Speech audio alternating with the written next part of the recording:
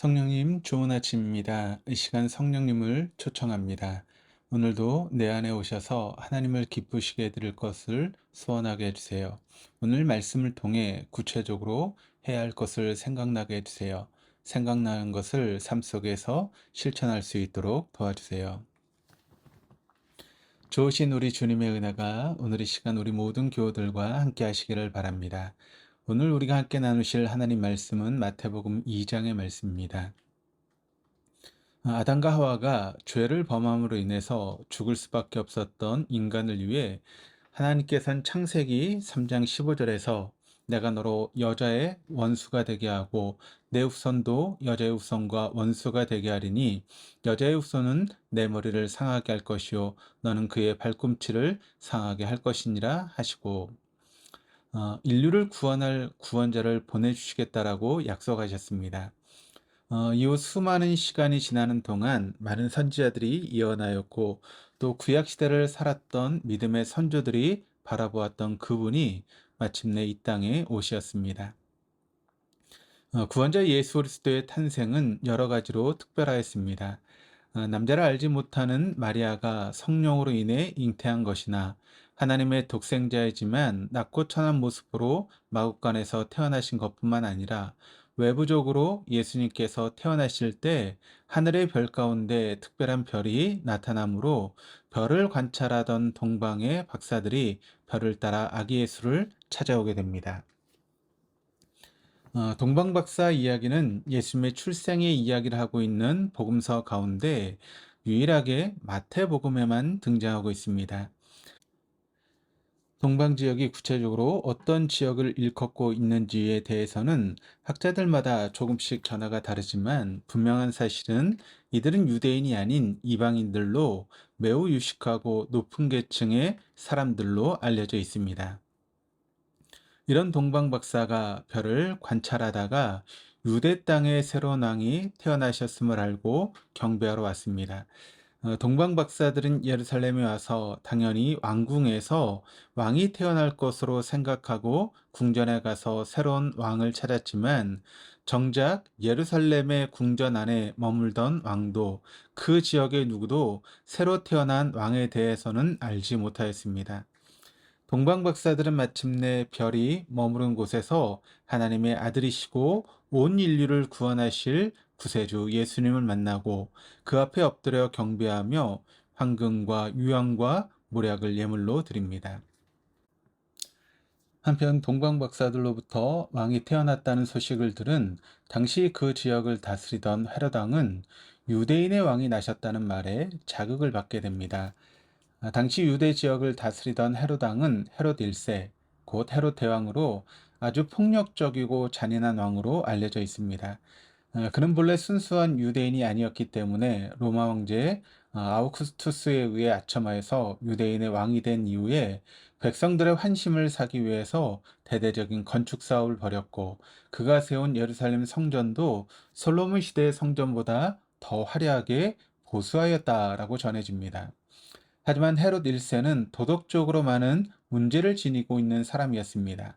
의심이 많고 나이가 들수록 편집증이 심해졌으며 나중에는 그의 아내와 아들들까지 죽이는 잔인한 모습을 보여줍니다. 그리고 말년을 고통스럽게 마무리하게 됩니다. 그런데 헤롯의 비극은 단순히 1세에서 끝나지 않습니다. 헤롯과와 기독교와의 불편한 관계는 이후 헤롯 대왕의 아들이었던 헤롯 안디바가 자신의 동생 부인이었던 헤로디아와 결혼을 위해서 강제로 이혼하고 헤로디아를 아내 삼은 것을 비판했던 세례요한의 머리를 헤로디아에게 가져다 주었고 또 헤롯 대왕의 손자 헤롯 아그리파 1세는 야고보 사도를 죽이고 베드로를 체포하며 초대교회 여러 지도자들을 핍박하면서 조기 기독교에 있어서 헤롯 가문은 철저한 원수 가문이었습니다. 참으로 비극적인 가문의 선조인 헤롯 1세는 동방 박사들이 말한 새로운 왕을 결국 만나지 못하고 마침내 베들레헴과 그 인근의 2세 이하의 유아들을 모두 죽이는 창극을 벌이고 맙니다. 오늘 우리에게 허락하신 본문 가운데 이 세상을 구원하시기 위해서 이 땅에 오신 예수 그리스도에 대하여 서로 상반된 두 가지 모습을 보게 됩니다. 하나는 위대하신 하나님, 구원자 예수 그리스도 앞에 겸손히 나가 그분을 경배하는 모습을 가진 사람이고, 다른 하나는 예수 그리스도의 탄생으로 인해서 오히려 마음이 더욱 불편하게 되어서 오히려 베들레헴과 그 인근 지역의 어린아이를 죽이는 몰상식하고 비참한 광경을 만들어내는 사람의 모습입니다. 예수님께서 이 땅에 오신 것은 하나님을 경외하고 그 뜻대로 순종하며 나가는 겸손한 자들에게 오히려 주님 앞에 무릎 꿇고 주님만을 경배할 수 있는 삶의 모습으로 나아갈 수 있는 복된 사건인 반면, 내 욕심을 쫓아 살아가는 사람에게는 예수님의 오심은 오히려 자신뿐만 아니라 자칫 그 가문까지도 철저히 하나님과 원수된 모습으로 살아가게 된다는 사실을 오늘 예수님의 탄생에 대한 서로 다른 두 종류의 반응을 통해 우리가 살펴보면서 우리의 삶 또한 어떻게 나아가야 할지 그 방향을 분명히 세울 수 있게 됩니다. 오늘 본문을 통해서 우리가 살펴볼 수 있는 또 한 가지 중요한 사실은, 예수님께서 마태복음 5장 18절에 진실로 너희에게 이르노니 천지가 없어지기 전에는 율법의 1.1획도 결코 없어지지 아니하고 다 이루리라. 이 말씀하신 것처럼 구약 시대의 수많은 선지자들의 예언이 정확하게 성취되고 있음을 보여주고 있습니다. 2장 전체에서 예수님의 출생과 관련하여 구약에서 예언한 네 가지 예언을 살펴볼 수 있게 되는데, 첫째는 마태복음 2장 5절의 말씀이 미가서 5장 2절에서 예수님께서 출생하실 지역이 베들레헴으로 예언하고 있다는 것.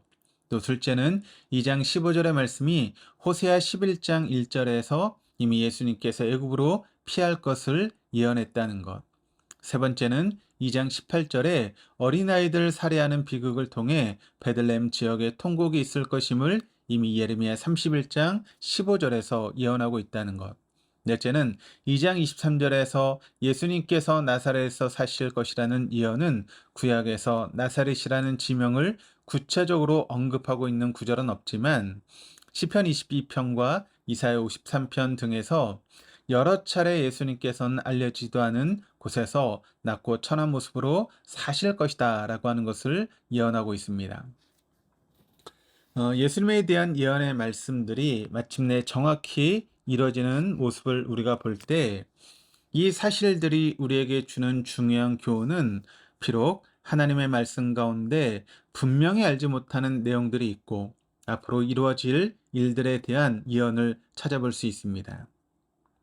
우리 한계로는 그때와 그 시간은 알 수 없으나 한 가지 분명한 사실은 고린도전서 13장 12절에 우리가 지금은 거울로 보는 것 같이 희미하나 그때는 얼굴과 얼굴을 대하여 볼 것이요 지금은 내가 부분적으로 아나 그때에는 주께서 나를 아신 것 같이 내가 온전히 알리라 라고 하는 말씀처럼, 주님께서 다시 오실 그때 반드시 이루어질 것이고 우리가 희미하게 아는 것들도 그때는 분명하게 알게 될 것입니다.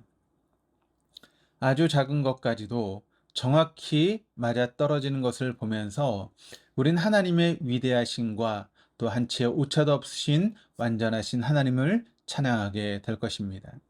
오늘도 우리의 삶 가운데 그렇게 한치의 오차도 없이 우리의 삶을 이끌어 가시는 하나님과 동행하시는 저와 여러분 될 수 있기를 주님의 이름으로 축원합니다. 기도하시겠습니다. 우리를 구원하시기 위해 낮고 천한 모습으로 이 땅에 오신 예수 그리스도와의 인격적인 만남을 경험하게 해주시니 감사드립니다. 주님과의 만남으로 나의 삶이 더욱 주님 앞에 겸손한 모습으로 살아갈 수 있도록 인도하여 주시기를 간절히 소원합니다. 또한 다시 오실 주님에 대한 더욱 확고한 믿음으로 이 생을 살아갈 수 있도록 인도하여 주시옵소서. 이 모든 말씀 예수 그리스도 이름으로 기도드립니다. 아멘.